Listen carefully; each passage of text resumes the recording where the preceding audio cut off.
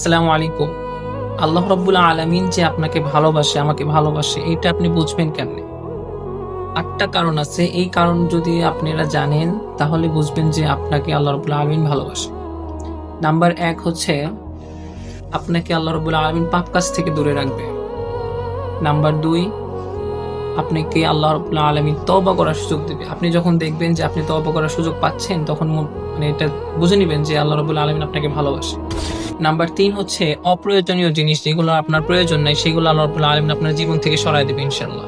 Number ৪ হচ্ছে, আপনাকে কেউ বিশ্বাস করতে চাইবে না। আপনাকে কেউ বিশ্বাস করবে না।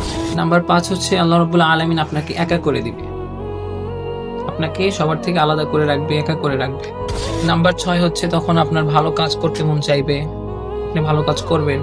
নাম্বার ৭ হচ্ছে, আপনি বিপদে পড়বেন এবং আল্লাহ রাব্বুল আলামিন ইনশাআল্লাহ আপনাকে সাহায্য করবে। নাম্বার ৭ হচ্ছে, আপনার জীবনে তখন অনেক অসুবিধা আসবে। এগুলো থেকে আল্লাহ রাব্বুল আলামিন আপনাকে বাঁচায় নেবে ইনশাআল্লাহ। এই ৮ টা কারণ যদি আপনাদের ভিতরে থাকে, তাহলে আপনি বুঝবেন যে আল্লাহ রাব্বুল আলামিন আপনাকে ভালোবাসে। তো এখানে কেউ নিরাশ হবেন না, আল্লাহর উপর ভরসা রাখবেন এবং আল্লাহর কাছে দোয়া করবেন যেন আল্লাহ রাব্বুল আলামিন সবাইকে তার ইবাদত করার তৌফিক দান করেন।